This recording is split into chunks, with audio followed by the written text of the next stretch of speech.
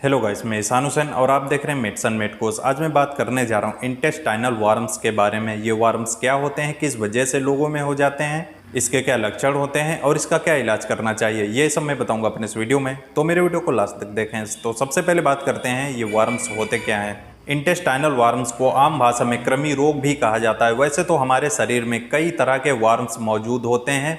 कुछ वार्म्स तो इतने छोटे होते हैं वो हमारी आंखों से दिखाई नहीं देते हैं और कुछ वार्म्स आंखों से भी दिखाई दे जाते हैं। जब ये वार्म्स हमारी इंटेस्टाइन्स में पहुंच जाते हैं यानी कि आंतों में पहुंच जाते हैं और वहां पे इन्फेक्शन फैलाने लगते हैं तो इस कंडीशन को ही इंटेस्टाइनल वार्म्स कहते हैं। वार्म्स किसी भी एज ग्रुप के लोगों में हो सकता है, लेकिन बच्चों में वार्म्स ज़्यादा पाए जाते हैं। तो सबसे पहले जान लेते हैं ये वार्म्स कितने प्रकार के होते हैं। वार्म्स कई तरह के होते हैं, कई शेप में होते हैं, इनका आकार अलग अलग हो सकता है।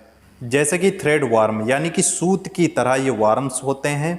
लॉन्ग राउंड वार्म यानी कि लंबे और गोल वार्म्स होते हैं। टेप वार्म होते हैं यानी कि फीते के जैसे आकार के ये होते हैं। हुक वार्म भी होते हैं और व्हिप वार्म भी होते हैं। तो बात करते हैं इसके कॉजेज़ के बारे में। क्या कारण होते हैं जिसकी वजह से लोगों में इंटेस्टाइनल वार्म्स हो जाते हैं।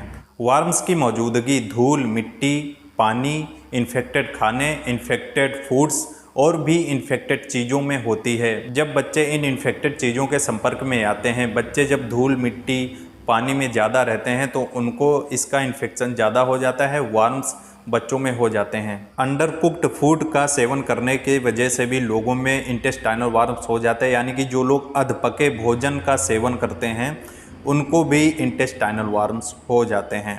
कंटामिनेटेड वाटर या फिर फूड का यूज़ करना, कंटामिनेटेड मिट्टी का कंजम्पशन कर लेना, उसके संपर्क में आ जाना, हाइजीन की कमी होना यानी कि साफ़ सफाई की कमी होना, कंटामिनेटेड फेसेस यानी कि जो मल होता है कंटामिनेटेड होता है, उसके संपर्क में आने की वजह से भी हो जाता है। कॉन्स्टिपेशन रहना यानी कि कब्ज रहना, जिन लोगों में कब्ज रहता है उनको भी इंटेस्टाइनल वार्म्स हो सकते हैं। इसके अलावा और भी कारण हो सकते हैं, जैसे कि जो लोग खुले में शौच के लिए जाते हैं उनको इंटेस्टाइनल वार्म्स होने की संभावना ज़्यादा रहती है। जो लोग साफ़ सफाई का ध्यान नहीं रखते हैं उनको भी ये हो जाता है।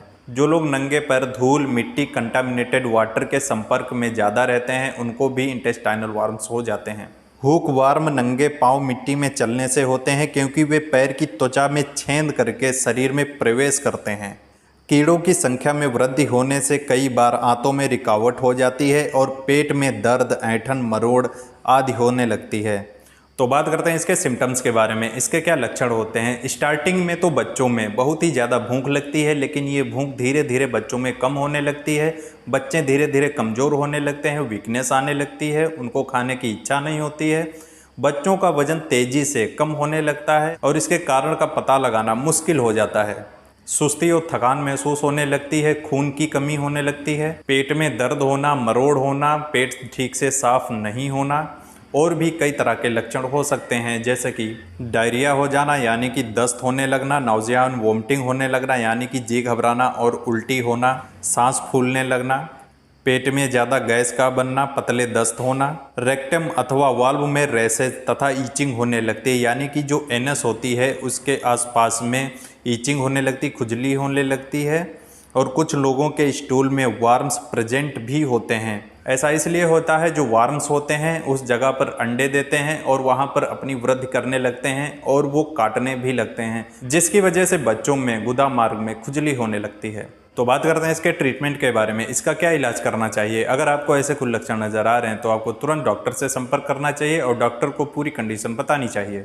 इंटेस्टाइनल वार्म्स के ट्रीटमेंट में कुछ सावधानियां भी रखनी चाहिए। पेशेंट को ककड़ी, खीरा, कच्चे फल फूल, आलू, मांस, मछली, चीनी, मिठाई, गुड़, खटाई आदि का यूज़ बिल्कुल नहीं करना चाहिए।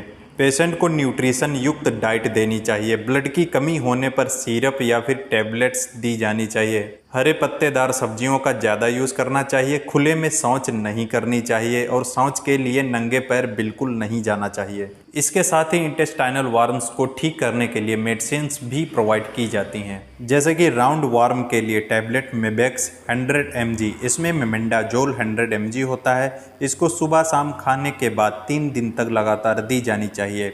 या फिर टैबलेट बेंडी, इसमें अल्बेंडाजोल 400 mg होता है, इसको सप्ताह में एक बार 4 सप्ताह तक दी जानी चाहिए। या फिर आप टैबलेट निमोसिड 250 mg 3 गोली एक साथ दे सकते हैं।